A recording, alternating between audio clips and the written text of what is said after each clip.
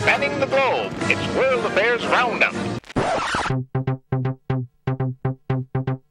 The Institute of World Affairs at the University of Wisconsin-Milwaukee presents World Affairs Roundup, a monthly edition of International Focus, providing opinion and analysis of global events, with John Katzka, a retired member of the U.S. Foreign Service, Ann Hamilton, political scientist at UW-Whitewater, who also served in the U.S. Foreign Service, and Robert Kraig, executive director of Citizen Action of Wisconsin and author of articles and books on American foreign policy. Support provided by Milwaukee Public Television and the UWM Center for International Education.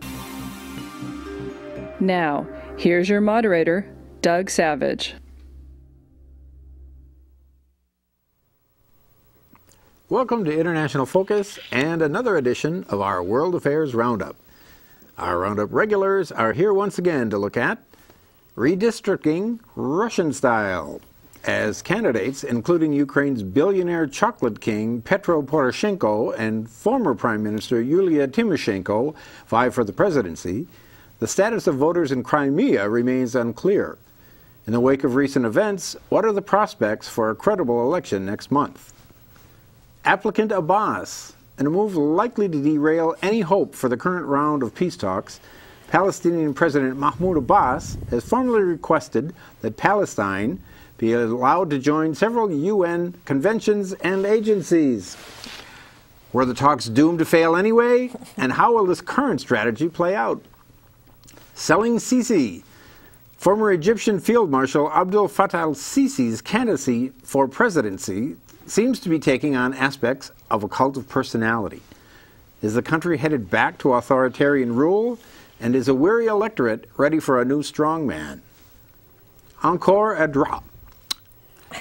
France's socialists took a beating in last week's mayoral elections, losing nearly 150 of the country's largest cities to more right-leaning candidates.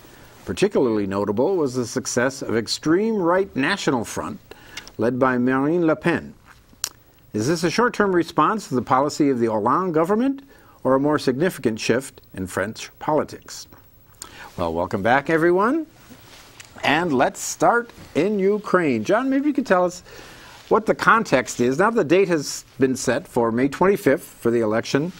So where do we stand now? If I'm handicapping this race, what are the environment in which it's taking place? Well, right now, it's a little bit in limbo because we're not sure exactly where Crimea is going to be in terms of the vote. It looks as though Crimea will be out of there, which will push the electorate more towards the pro-Western camp. Poroshenko, the chocolate man, and our ice queen Yulia Tymoshenko are the more likely leaders in this thing. But there are right now 20 candidates running, including Yarosh from the right sector, which is a particularly brutal and nationalistic group. I think the election is probable to come off as it is as scheduled.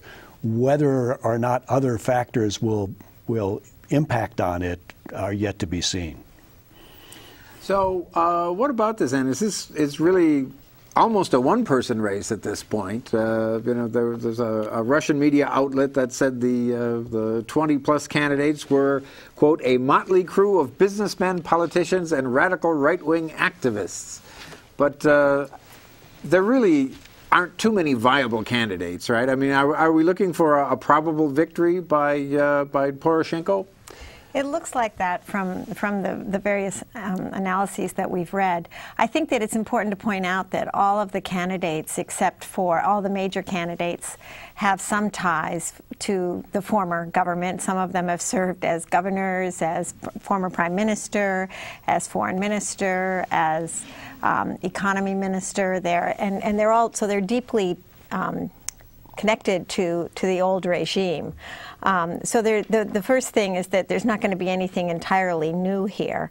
I think that the chocolate king's part of his strength comes from the fact that he has a lot of money and he's got support from a lot of oligarchs, including oligarchs in the primarily Russian sector of East Ukraine. So, and of course, if the elections are going to be successful at all, there has to be significant turnout from at least the rest of the country. I don't think Crimea is going to be part of it, and so that there have to be a high turnout, and from all regions of the country that are at stake. And Robert, what about this? I mean, what about the notion of Crimea being sort of sliced off? I mean, it almost seems like redistricting or gerrymandering in an American context. Doesn't it leave you with a Ukraine that's much more likely to vote in a pro-European way? And my point is, strategically, why does this make sense from Moscow's perspective? Well, it's an interesting conceptual metaphor, except usually you redistrict to make the chances of your outcome better rather than worse. So by taking Crimea out of the Ukraine, they made it more likely it's a Western-centric government that's going to tilt towards the EU, which is what caused the reaction by Russia in the first place.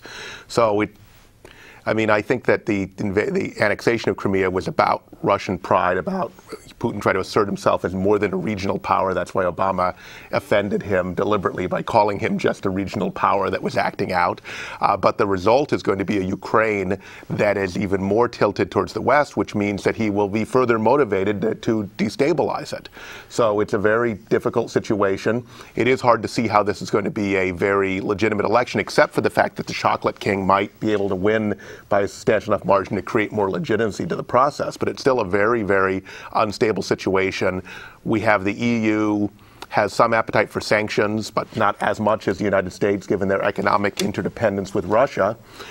So it's a difficult situation right now. It would have been better not to have prompted Russia in the first place to react in this way, if you were to rewind this whole thing. But now that we're there, you don't want to legitimize this something we were trying to get beyond in Europe, that is, diplomacy by force.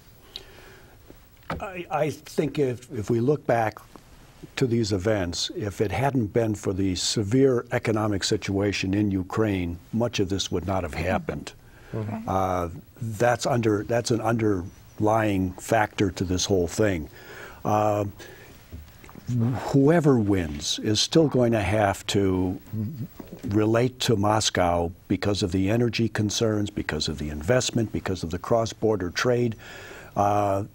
Europe is not going to be able to provide the level of support, including our contributions, that is going to make a difference in terms of what the Ukraine economy looks like at this particular time.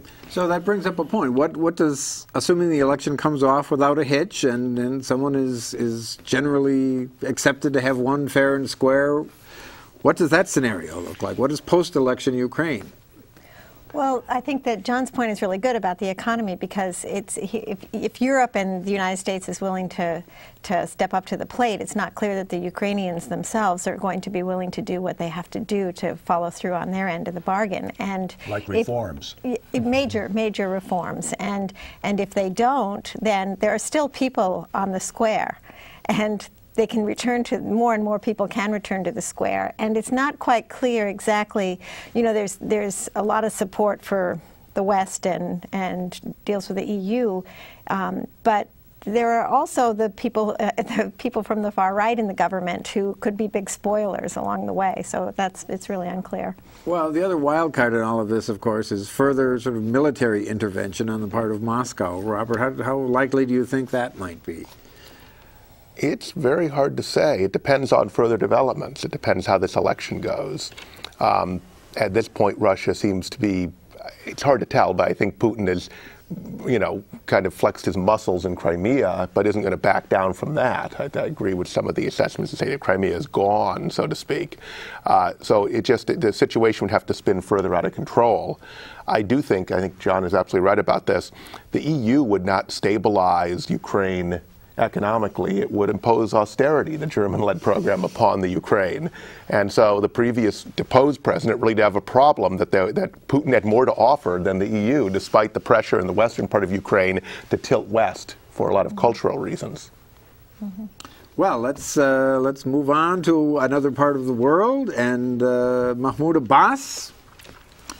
The talks between the Palestinians and the Israelis have, perhaps predictably enough, not borne tremendous fruit so far. And so Abbas has gone to the UN and made an application for involvement in ways that that Israel finds unhelpful. What was the situation that prompted that?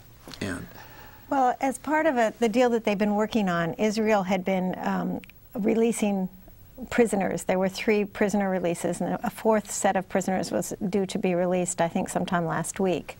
And that deadline passed. And so that the Abbas, the Palestinians, had said that they would sign various conventions, various treaties, including the Geneva Conventions and the Vienna Convention and a number of other ones. the issue being this is sort of a precursor to sort of formal recognition as a sovereign state, of course. Right, and as part of the vote that went on in the UN last year, it allowed them to apply to certain agencies, but they had applied to be part of certain signatories to certain conventions, but they had held back. I think that Israel is most concerned about them applying to be members of the two courts, the International Court of Justice and the International Criminal Court. But to my knowledge, I don't think they've actually done that yet, but that's certainly part of the discussion. And so they've gone ahead and applied to be signatories of some of these conventions.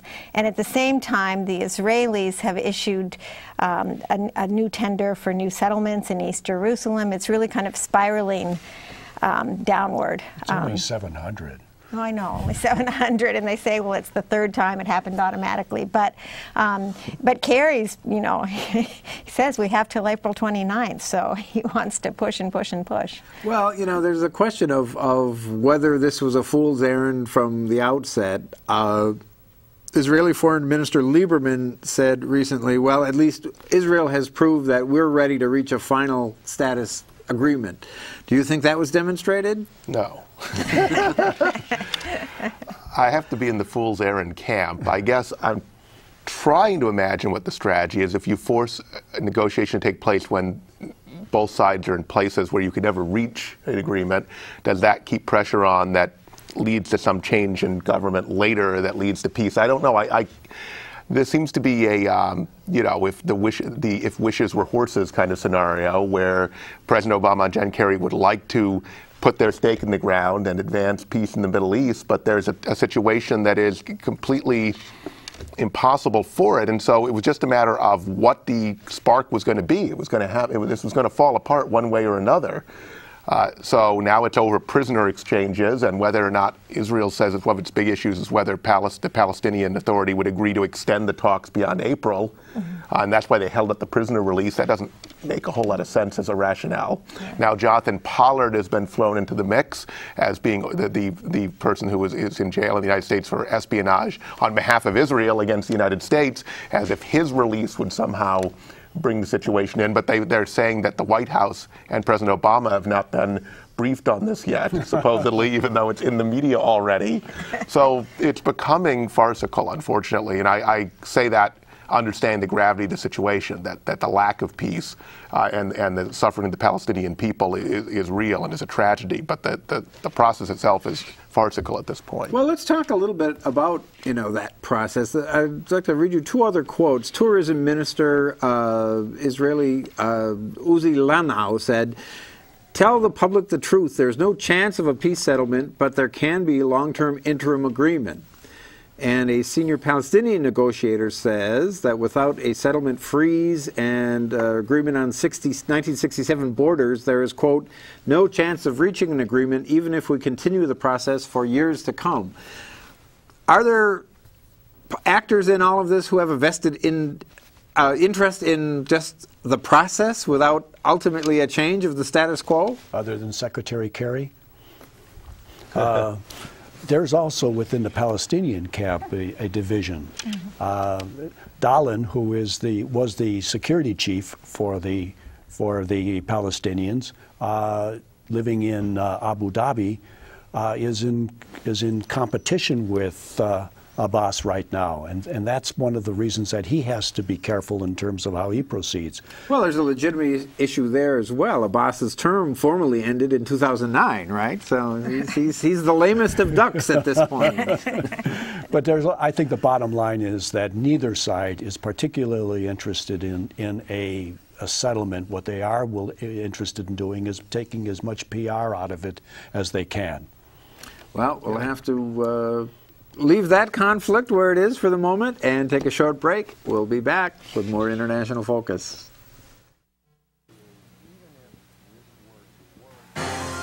The Institute of World Affairs presents our community with a range of public programs relating to global issues, U.S. foreign policy, and the world economy. For more information about the Institute of World Affairs, call 414-229-3220 or visit our website at www.iwa.uwm.edu.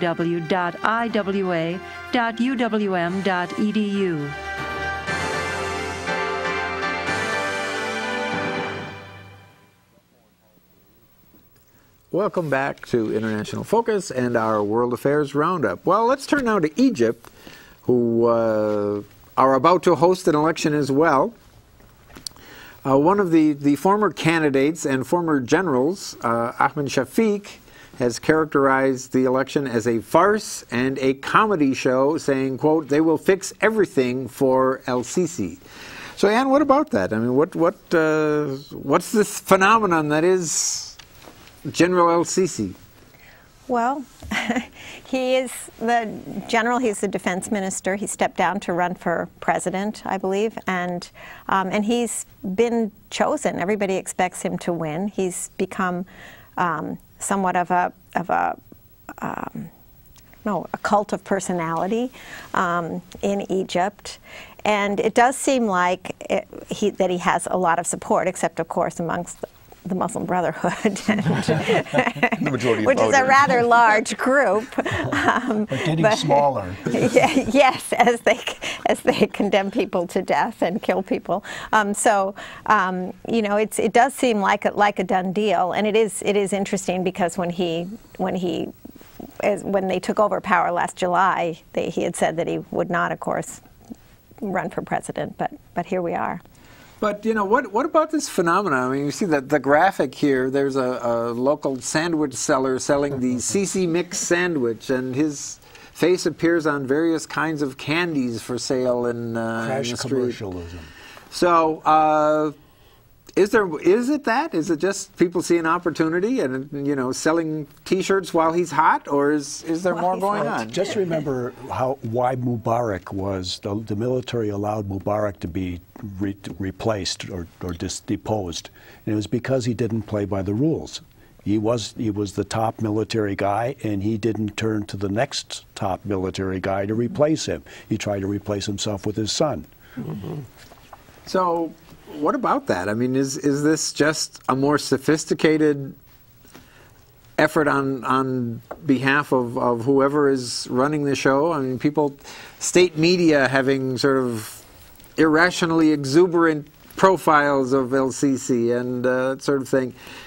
Is it really just a way of legitimizing a return to the status quo of a military strongman? Well, I mean, the media there is not controlled by Hollywood ad people or, you know, what we'd have in the United States. It's not a free media. So is this completely trumped up and absurd? I don't know. I don't have enough nuance in the Egyptian culture to know whether or not this is Hollywood ad media and what I mean press. is that at least American advertisers are playing off at real public demand and interest, right? So I'm saying I can't tell whether the Egyptian people are actually consider him to be a cult figure or not, or how deeply they do, right? Whether they really want to eat sandwiches and chocolate bars and other things named after the man, or whether this is completely trumped up and we see it on the internet and Western media and say, oh, look, he's this cult figure, etc. But it's clear the fix is in, and that one quote you had, he did not mean for it to be public. He was recorded. It was then made public, and then he did not renounce it. So it does look, though, like it's, you know, the Arab Spring is unfortunately devolved into springtime for Sisi, right, as opposed to the flowering of democracy. And it's a difficult situation for the U.S. because we're holding up part of the aid. And we're at least philosophically, in broad terms, committed to this being a Democratic government, but we didn't mind the Muslim Brotherhood being removed despite their fair election, which brings up the whole contradiction about whether we're really prepared for actual democracy in the Arab world, which would mean a lot of Islamicists in power. That's the problem, right? Hate to bring up economics again, but the economics in Egypt haven't improved, and so therefore this is not going to be a return to the conditions that Mubarak found when he came to power. This is still a very troubled state economically, and also the information age and all the social media and communication makes it much easier for flash demonstrations to occur, and so it's not going to be a particularly warm time for the new president, assuming he gets elected.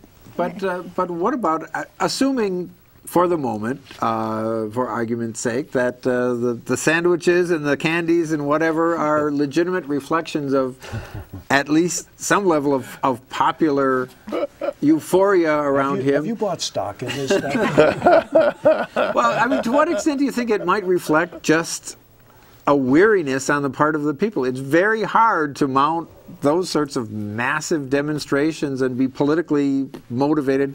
We've seen that in our own state. Irrespective of the outcome, it's just hard to get people out day after day. I mean, are they just looking for somebody who's going to take care of us? Oh, I think there is a certain desire for order, and certainly he represents that. But I also think that, you know, the state has learned from the demonstrators. They saw the power of social media, and they thought, we can't let this get away from us. So it's sort of the flip side of the coin, of them armed with their social media and how to motivate the masses in a different way. So I think that part's pretty interesting. So, assuming he does prevail, is he somebody palatable to Washington, do you think? I mean, can he be our guy in Cairo again? Of course he can. Look at some of the people we've dealt with, Mobutu and Zaire. I mean, we have used people, or not used, we have connected with people who represented things that we found in our interest. We can do that with Egypt. That's how we've used them. All right, well, we'll keep an eye on that one. And now let's turn to an election that's already happened, that in France. Does that mean speak no evil? We're returning to the right, And so what happened in this recent round of elections? And what is the sort of the landscape that we're talking about here? Well, in France, they have lots and lots of local elections, a little like Wisconsin that way. And they are seen as a bellwether, unlike in Wisconsin local elections, as to what will happen in presidential elections. And so the conservatives of various stripes, and even the right-wing National Front succeeding or exceeding expectations, is seen as a major rebuke of Hollande and the socialist majority, and so there's a lot of tea reading here, not just about France, but the state of the EU, a rising conservative populism in France and other countries, which is specifically related to a kind of more sanitized anti-immigrant position. It's not as directly or explicitly racist, though there's certainly plenty of code racism involved. And it is, we're going to restrict immigration so people can have jobs here. And so that's very popular people. But also, by the way, like the National Front's position is we'll keep up all the social supports for actual native Frenchmen and French families. So it's not right-wing in the sense of the Tea Party in the United States, so people understand, but it's right-wing as far as being anti-immigrant. And so this is a real question. The problem is that the French socialists have been very status quo. They have not offered bold reforms at all. And so some of the analysts believe that that's part of the problem, that they need to actually offer something up. In fact, they've offered a lot of conservative solutions, like some more subsidies for business to get French business to create more jobs in France, and done very little that is bold or shakes things up. And so I go back to John keeps saying the economy stupid during this.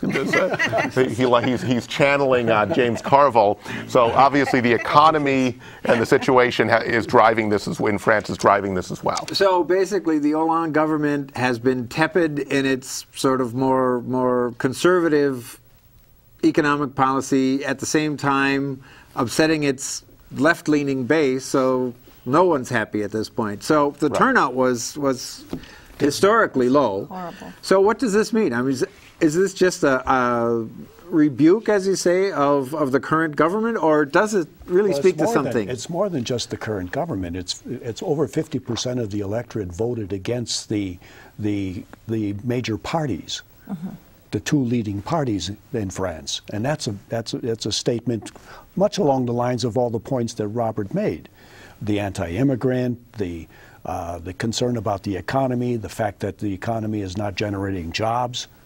So we've got just about a minute left. We've seen similar phenomena where some of the parties in the UK, for example, the very far right-wing parties did unexpectedly well.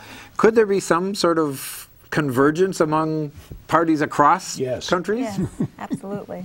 Including with those with the right in Ukraine as well. But yeah, no, I think there definitely is, and it's what's really interesting is it's anti-immigrant, and it's supposed to be less racist, but it's specifically anti-Islamic, right? And that's a particular target for. So they're saying it's okay to be anti-Islamic, but not anti-Arab, which is an interesting distinction. Yeah, that's interesting. Yeah. Well, okay, so there's a rightward tilt across the continent we'll have to keep an eye on. Watch for the European Parliament restructuring. You heard it here first. Well, as always, thank you very much to our panel and to our viewers. Thanks for watching. We'll see you again soon.